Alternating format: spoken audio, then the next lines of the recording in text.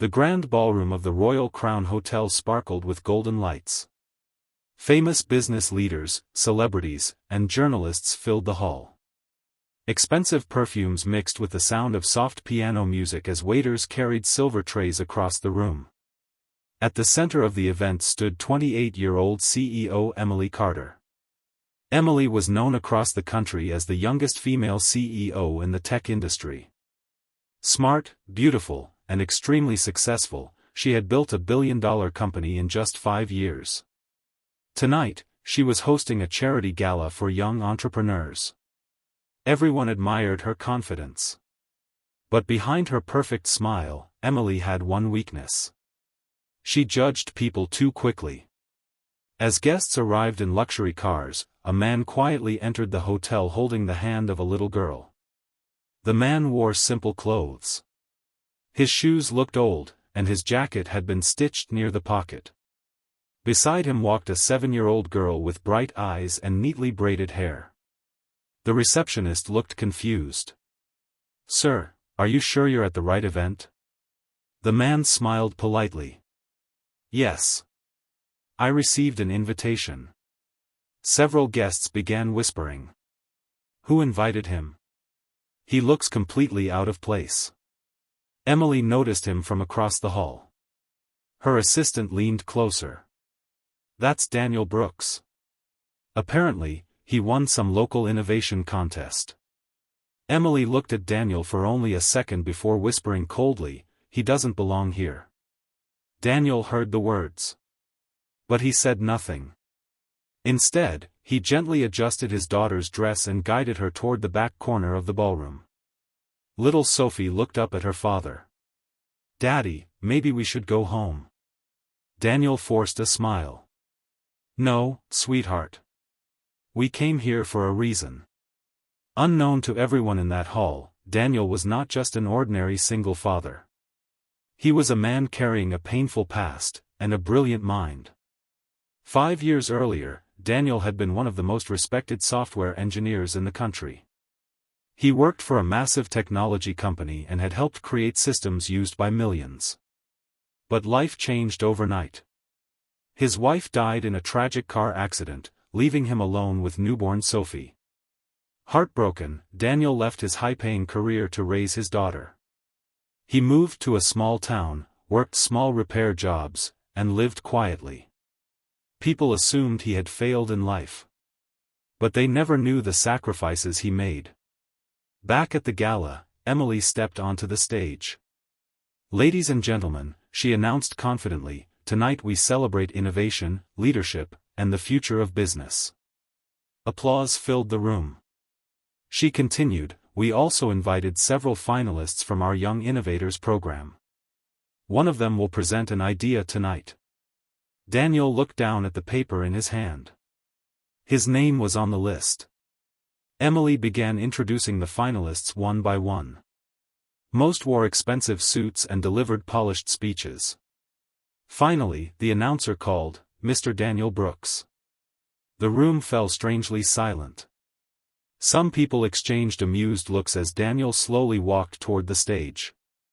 Emily crossed her arms.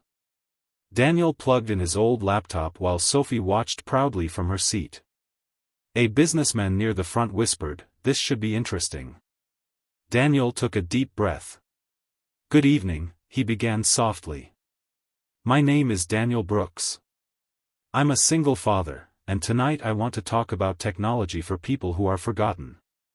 The room grew quieter. Daniel opened a program he had spent years building late at night after Sophie slept. It was an AI-powered educational platform designed for poor rural children who couldn't afford schools or internet access. The giant screen displayed how children could learn offline through simple devices powered by solar energy. Suddenly, the crowd leaned forward. Daniel explained every detail with calm confidence. "This system can work in villages without electricity," he said.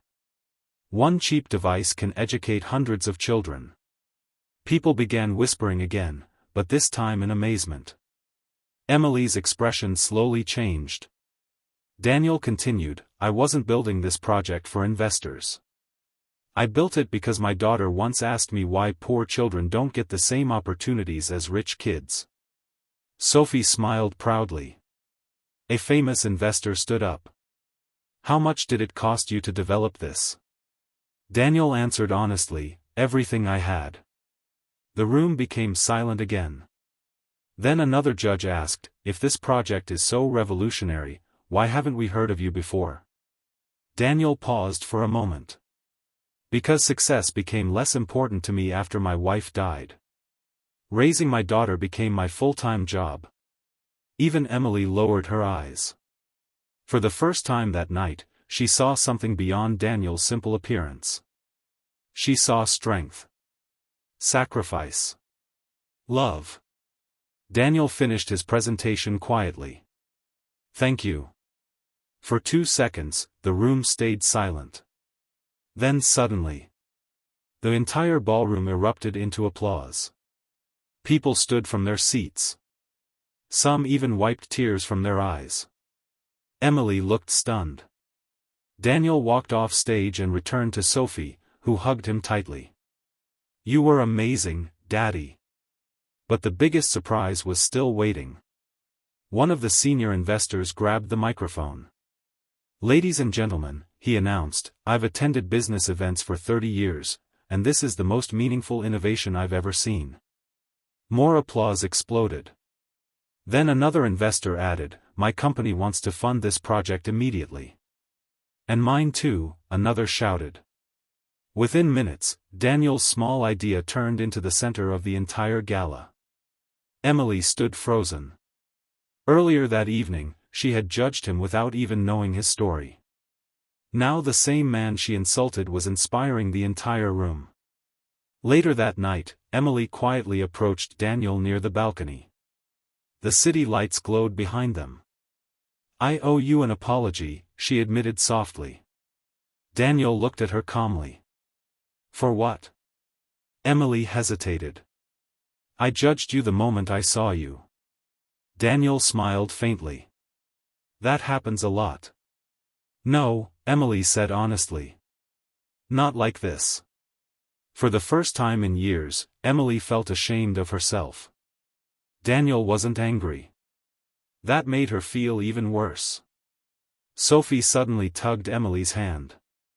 Miss Emily, she asked innocently, do rich people always think poor people are bad? Emily's heart sank. She knelt beside Sophie slowly. No, she whispered. But sometimes, people forget what truly matters.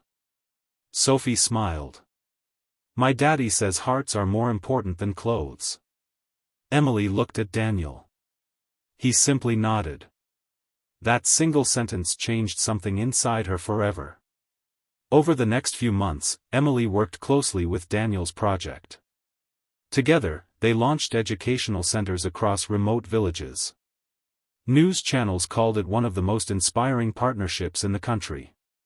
But for Emily, the biggest lesson had nothing to do with business. One evening during an interview, a reporter asked her, what changed your perspective? Emily smiled thoughtfully before answering. I once believed successful people looked a certain way. Then I met a single father who walked into my ballroom wearing old shoes, and taught me more about leadership than any billionaire ever could. Meanwhile, Sophie became the unofficial mascot of the project. Children loved her cheerful spirit. And Daniel? He finally realized something important too. His life had never been ruined. He had simply chosen love over pride. And in the end, that choice made him richer than anyone in the room.